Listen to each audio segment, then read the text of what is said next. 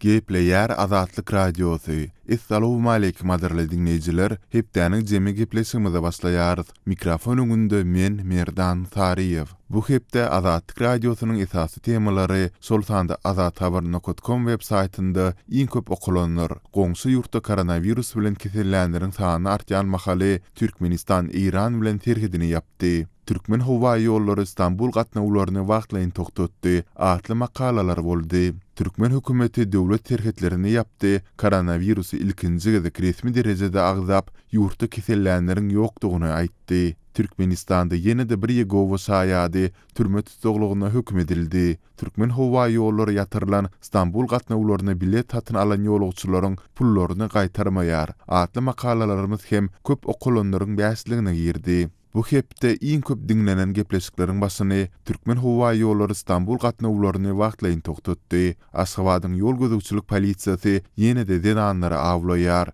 Türkmen hökümeti döwlet terhitlerini ýapdy. Koronavirusy ilkinji gezek resmi derejede agzap ýurtda kesellänleriň ýokdugyny aýtdy. Atly gepleşikler çekýär. Goňşy ýurtda koronavirus bilen kesellänleriň sany artýan mahaly Türkmenistan Iran bilen terhidini ýapdy. Doworlardan owlak guzy almak mewsüminiň öňýany serdarly çarwadarlar şertlerden şikaýetçi hem bu hepde iň köp dinlenenleriň bäsligine girdi. Kazak polisiýasy opozisiýa ýürüýüşiniň öňýany aktivistler saklaýar. Azat adalgy, pandemiýa, epidemiýa we endemiýa. Türkmen görnüşleri 8-nji hepde Owgan türkmenleri urus sebäpli öýlerini terk etdiler. Atly video hem bu hepde azathabar.com web saytymyzda iň köp görülen multimedia faýllarynyň bäsligine girdi. Iň köp gurrungy edilen söhbetes çeken makalalaryň başyny baş kanunyna üýtgetmeleri we goşmaçylary girdimek hakynda Türkmenistanyň konstitusiýon kanunynyň taslamasy çap edildi.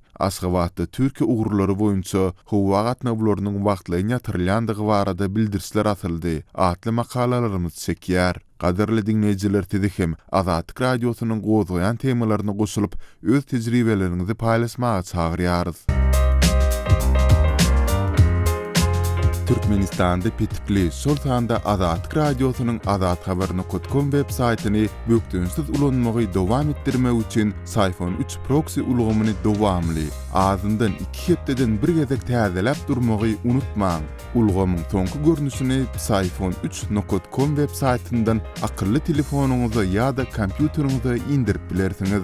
Sayfon 3 arkaly Azatlyk radiosyny hopsuz ýagdaýda izlerläň. Gepleýär Azatlyk radiosu. Türkmenistanyň ýolbaşçysy dünýä ýaýran hoply koronavirus keselini ilkinji gezek resmi derejede agzady we ýurtda koronavirus bilen bagly kesellänleriň hasaba alynmandygyny ma'lum etdi. Munyň bilen bir wagtda da Türkmenistan goňşy ýurtlary bilen terhitlerini ýapdy. Şu hepde Türkmen owwan terhidi ýapyldy. Onuň öňü tirasynda Iran bilen we 3 hepde mundunyň Özbekistan bilen terhitler ýapyldy. Dolrak maglumatlary bilen Gözel Hudaýberdiýewa tanışdyrýar. Türkmenistan Owganistan bilen döwlet serkedini ýapdy. Azatlyk radiosynyň kabuldaky habarçysy Şaýmyrdan Gulimradynyň 26 fevralda habar bermegine görä Türkmen Owan serkedindäki turgundy serket geçirgesi Owan resmiýetleriniň bu ýurtda koronavirusyň anyklanmagy barada eden çykyşy bilen baglylykda ýapyldy. Häzir iki ýurduň arasynda awtomobil we demir ýol gatnawy hem doly ýatyrylypdyr. Turgundy serket geçirgesiniň resmiýeti Jahangir Azatlyk radiosyna aýtmagyna görä döwlet serkediniň doly ýapylmagy Hırat vilayetinde koronavirusyň tapylmagy bilen bagly. Resmiýetler Hıratda tapylanlygyny aýdýarlar. Bar zat ýapyldy, açylmaýar diýip Jahangir aýtdy we Hıratda Türkmenistanyň hökümet toporunyň ýagdaýy öwrenmek üçin barmagyna garaşylýanlygyny habar berdi. Azatlyk radiosyna bu arada türkmen resmiýetlerinden maglumat almak başartmady. Bir gün öň Türkmenistan Iran bilen serkedini ýapdy. Serketleriň ýapylmagy transport gatnawyna we ýük daşaýjylary hem öz täsirini ýetirdi. Bu arada serketde galan ýük ulag sürüjileri Azatlyga habar berdiler.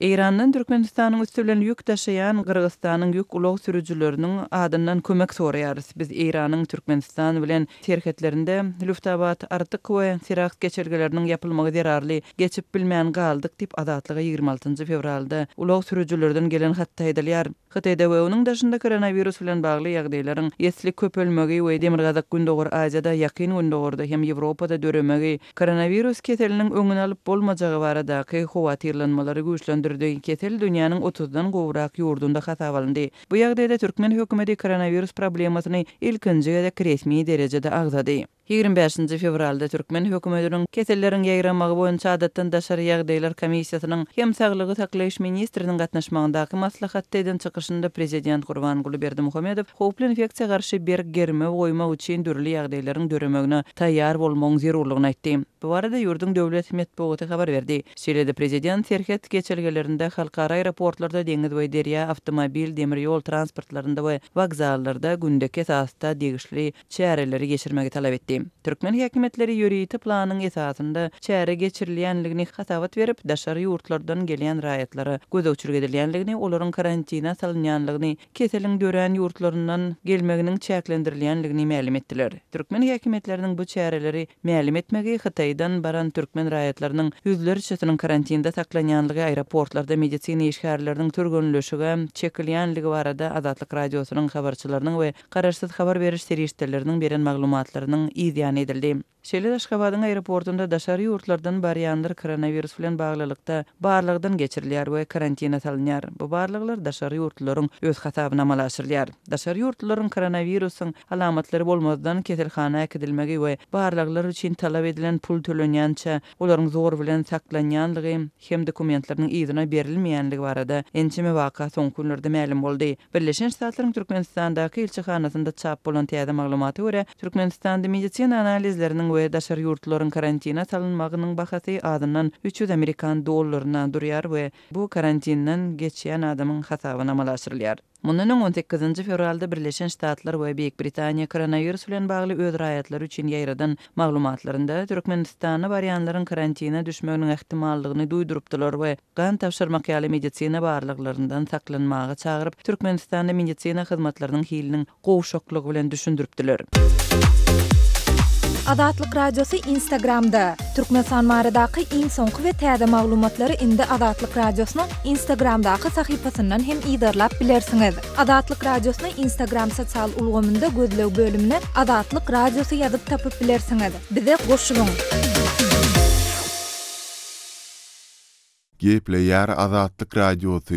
Türkmen howa ýollary gullugynyň Aşgabatyň halkara aeroportundan Istanbul ugru boýunça planlaşdyrylan uçur gatnawyny ýatyranyňdan soňra oňa bilet alan ýolagçylaryň puluny ýzyna gaýtaryp bermeýändigi barada maglumatlar gowusdy. Maksat Ataýewiň berjek guruluny dinläliň. Türkmen howa ýollary ýatyrylan Istanbul gatnawlaryny öňünden bilet satyn alan ýolagçylaryň pullaryny gaýtarmaýar. Türkmen howa ýollary ýatyrylan Aşgabat, Istanbul, Aşgabat uçur gatnawlaryny öňünden bilet satyn alan ýolagçylaryň pullaryny ýygyna gaýtaryp bermeýär diýip Azatlyk radiosynyň habarçysy 27 fevralda Aşgabatdan habar berdi. Ýatlasak çarşembe güni Türkmen howa ýollary gullugynyň wekili 26 fevral 30 mart aralygyny ähli Istanbul gatnawlarynyň wagtlaýyn togutulýanlygyny habar beripdi. Ol bu çäräni koronavirus keseliniň ýurtda ýaýramagynyň öňüni almak çäreleri bilen düşündirdi. Türkiýede koronavirus bilen bagly hadise henüz hasaba alınmady. Şol bir wagtyň özüne Türk howa ýollary Türkmenistana amal aşyrýan uçur gatnawlarynyň ählisine üznüksiz dowam edýär. Bu maglumatlaryň ýygyny Türkmen Nokot News neşri Aşgabatyň aviakassasyna salgylanyp milli daşaýjynyň diňe T5-901 belgili Istanbul gatnawynyň martyň aýagyna çenli totudylanlygyny habar berdi. Ýöne flightradar24.com saýtynyň maglumatlaryna görä, gullugyň T5-901 gatnawly uçury diňe 26 fevralda ýatyrylyp, ol 27 fevral güni Istanbul uçuşuny ýerine ýetirdi. Saýtyň maglumatlarynyň ma'lum bolşuna görä, Türkmen howa ýollary Türkiýe bilen aradaky ähli uçur gatnawlaryna dowam edýär. Kompaniýanyň wekili 26 fevralda Azatlyk radiosyna beren maglumatyny Aşgabat, Istanbul, Aşgabat gatnawlarynyň ählisiniň wagtlaýyn togutulýanlygyny taýip Все рейсы отменены с 26 февраля по 30 марта.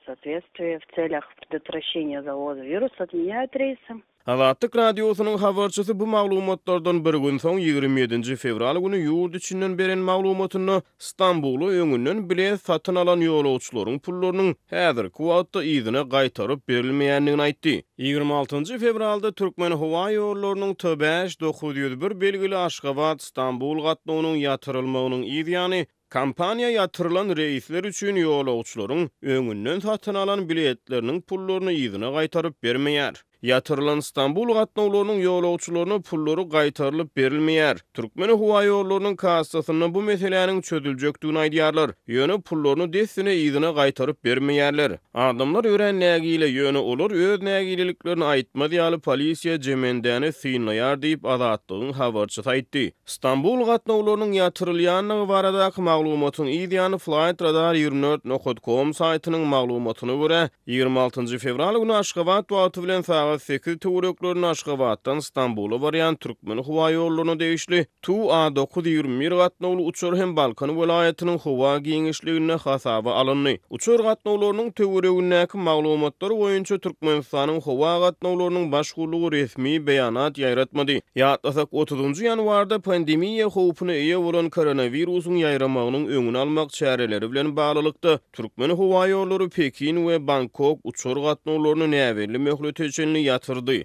Galbertede kampaniýanyň web saýtyndaky resmi beýanatlardan ma'lum bolşuna görä milli daşaýjy ýanwaryň başyna Iranyň hawa giňişligindäki dartgyny ýagdaýlar sebäpli 10 ýanwarda Abu Dhabi, 13 ýanwarda Dubai uçur gatnawlaryny wagtlaýyn togtatdy. Bu gatnawlar resmi maglumata görä degişlilikde 2 fevralda we 5 fevralda täzeden dikeldildi.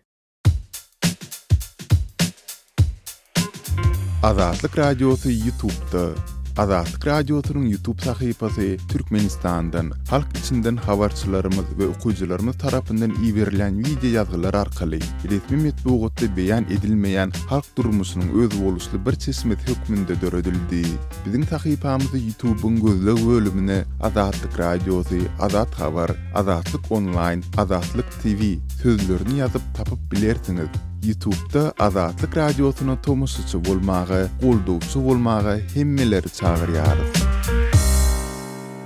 Gepleýär Azatlyk Radiosu. Türkmenistanda bankomatlarda naqd pul ýetmezçiligi bilen bagly olaryň öňünde adamlaryň uly nowatlar saklanyp galýan mahaly Mara şäherinde nowatlary gözegçilik güýçlendirildi. Azatlyk Radiosunyň bu barada habar berýän habarçysy Sunnur Raýat ismindäki howpsuzlyk işgärleriniň bankomatlaryň öňünde nowaty duran adamlaryň arasynda garaşyp ýylatyň näme barada gurrun edýändigini gözegçilik edýändigini aýdýar. Mara şäherindäki bankomatlarda naqd pul ýetmezçiligi dowam edýär. Adamlar haýsy bankomatda pul bar bolsa, şonuň öňüne üýşýär. Suun irden bir taraplı küçüsünün uğrundaki Belent Sewda merkezinin öňündäki Türkmenistan bankynyň daş ýüzündäki 4 bankomada pul saldylar. Bu ýerde uly nowatlar döredi. Olaryň arasynda raýat işigindäki organ işgärleri hem bar diýip howpsuzlyk aladylar sebäpli gizlilik şertinde söhbetde suran habarçy 19 fevralda gurrun berdi. Habarçy olaryň bankomatdan pul almak üçin dronýaly bolup nowaty güdüçilik edýändiklerini aýdýar. Şeýlede ol bu adamlaryň nowaty ýetinde täzeden izden nowat belleýändigini aýdýar.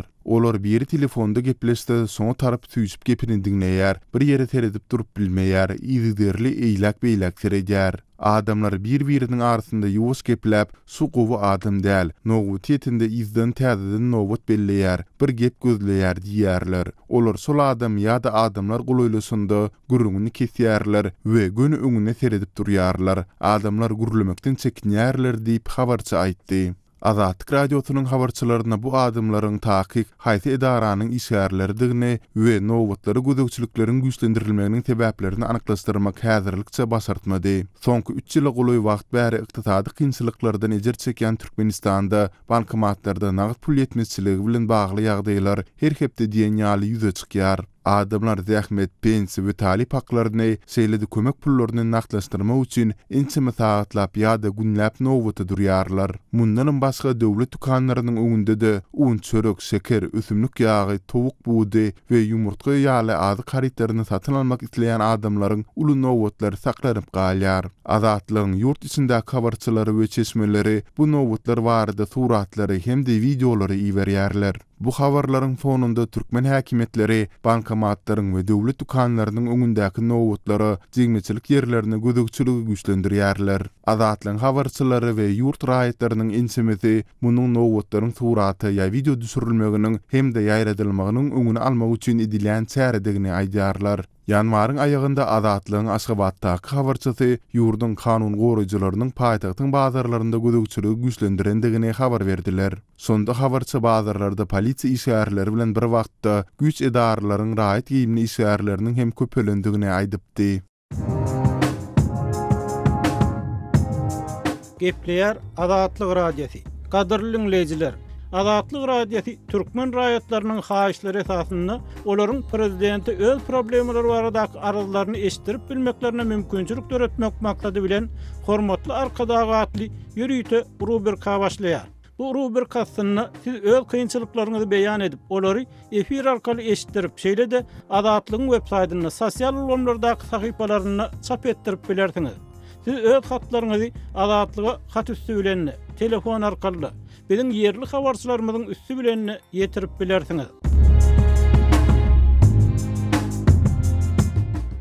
Gepleýär Azatlyk Radiosu. Türkmenistanyň ýol gözükçilik polisiýasy ýene de dinan sürüjüleri köpçülikliň saklap başlady. Azatlyk Radiosynyň Aşgabatdaky habarçylary köçelerdäki reýtleriň soňky bir näçe günde aktivleşendigini, dinanlary durly bahanalar bilen sürüjülik şahadatnamalaryny ellerinden almak haýbatynyň atylýandygyny habar berýärler. Gözel Hudaýberdiýewanyň berjek maglumatlaryny dinläýin. Indi bir näçe gün bäri polisiýa dinan sürüjüleri terror edýär, her bir ädimde saklaýar, ekli zatyn bahana gözleýär diýip Azatlyk Aşgabatdaky habarçysy 26 fevralda aýtdy. Onuň sözlerine görä polisiýa dinanlaryň näme sebäpden saklanýandygyny düşündirmeýär.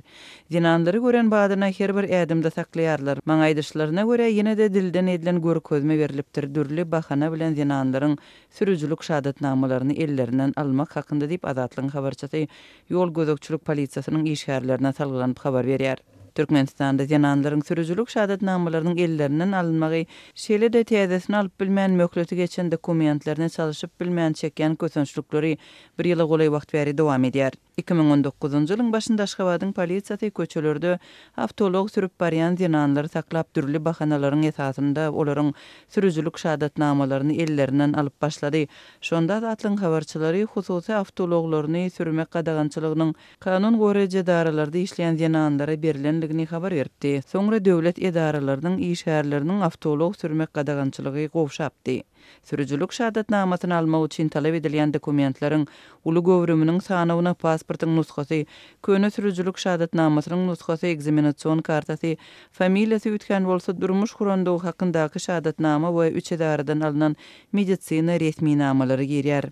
Emma bu resmi namalaryň ählisiniň polisiýa alınıp barylmagy dinanlara sürüjülük şahadatnamasynyň berilýägini kepil geçmeýär.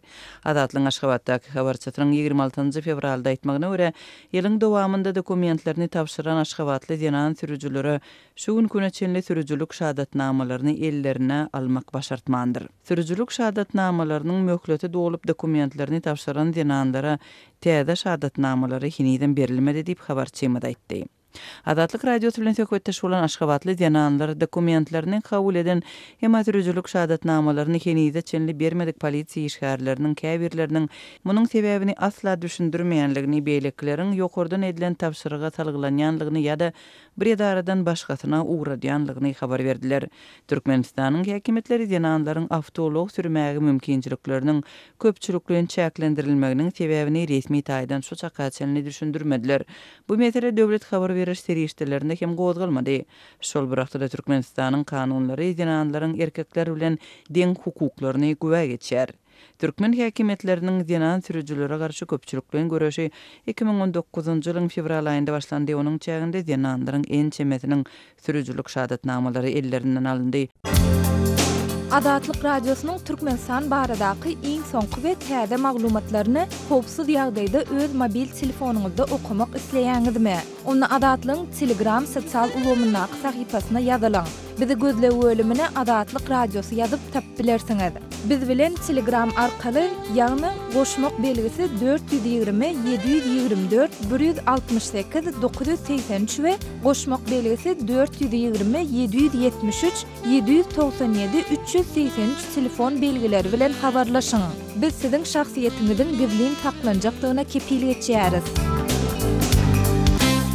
Gepleýär Azatlyk Radiosu. Türkmenistanda ýeninde bir Yegowa şaýady dini inanjy bilen baglylykda türme tutuglygyna hökm edildi. Bu ýagdaýlaryň jikme-jiklerini Maksat Ataýewden dinläýin. 17 fevralda Daşowut welaýatynyň Boldumsaz etrap sudy Raýat Wepamet Yakubow çağırış boýunça harby ullukdan boyun gaçyrmakda günä bildirip 2 ýyl türme tutsaglygyny hökm etdi. Bu barada Yegova şaýatlary dini akymynyň metbuat wekili Jared Lopez 24 fevralda Azatlyk radiosyna aýtdy.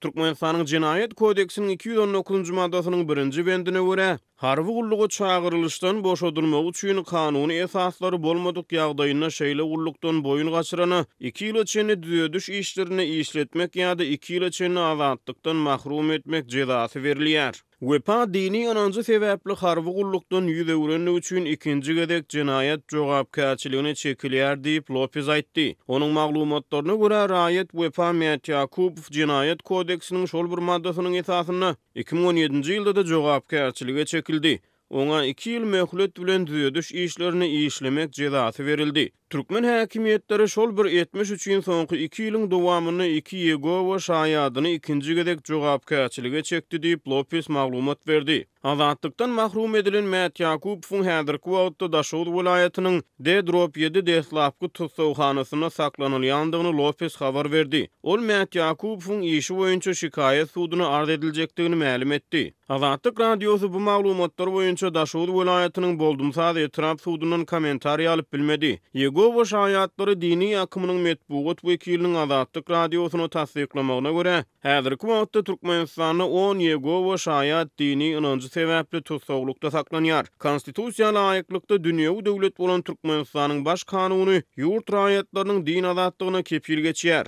Dine uymagyň dini däpdestürleriň we geyimleriň gadagançylygy kanunlarda agdalmaýar. Muňa garamazdan ýurt raýatlarynyň iş ýerine namaz okumagyna ýa-da mesjide gatnamagyna garşy çäre görülýänligi, dine uýan raýatlaryň basyşlary we ýygyrlamalary sebäp bolýanlygy barada Azatlyk radiosynyň ýerli habarçylary hemde çeşmeleri inni ençe meýil habar berip gelýärler. Türkmen hökümeti raýatlaryň din azatlyklaryny çäklendirmekde tanqid edilýär. Birleşen Ştatlaryň döwlet departamenti geçen ýylyň dekabrynda ýaradan soňky hasabatyna Türkmenistany dini azatlyklar boýunça aýratyn alada bildirilýän ýurtlaryň sanyny täzeden goşdy. Ýanwaryň başynda Azatlyk radiosyna beren telefon interwýusyna Yegova şaýatlary dini akymynyň metbuat wekili Jared Lopez Türkmenistany tutsag edilen şaýatlaryň öz ýurduny söýýänliklerini aýtdy.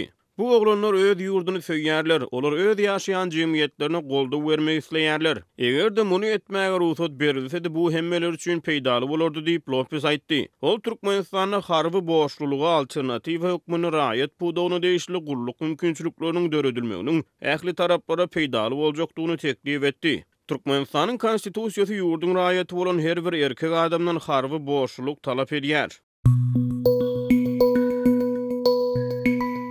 Türkmenistanda internet böwüdini Sayfon 3 ulgamy bilen böwüsüň. Azat habar email welisi derweze.net adresine mail uratsaňyz Sayfon 3 ulgamynyň indirme faýly mailiňize geler. Onu akıllı telefonuňyza ýükläňizden soňra petiklenen Sultanda Azatlyk radiosynyň web saýtyna bökdüňsiz we hupsuz ýagdaýda girip bilersiňiz.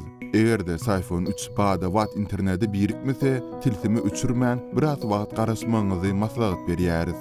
Sayfon 3-üň indirme faýlyny almak üçin Azat habar email belgisi derweze.net adresine itilendik mazmunny mail uguradyň. Geple ýar Azatlyk radiosy. Gaderli dinleýijiler, şunuň bilen hepdäniň jemi gepleşigimizi jemleýäris. Ony Azatlyk radiosynyň Pragadaky studiosyndan men Merdan Tarif alp bardym. Azatlyk radiosynyň tolkunlarynda galyň.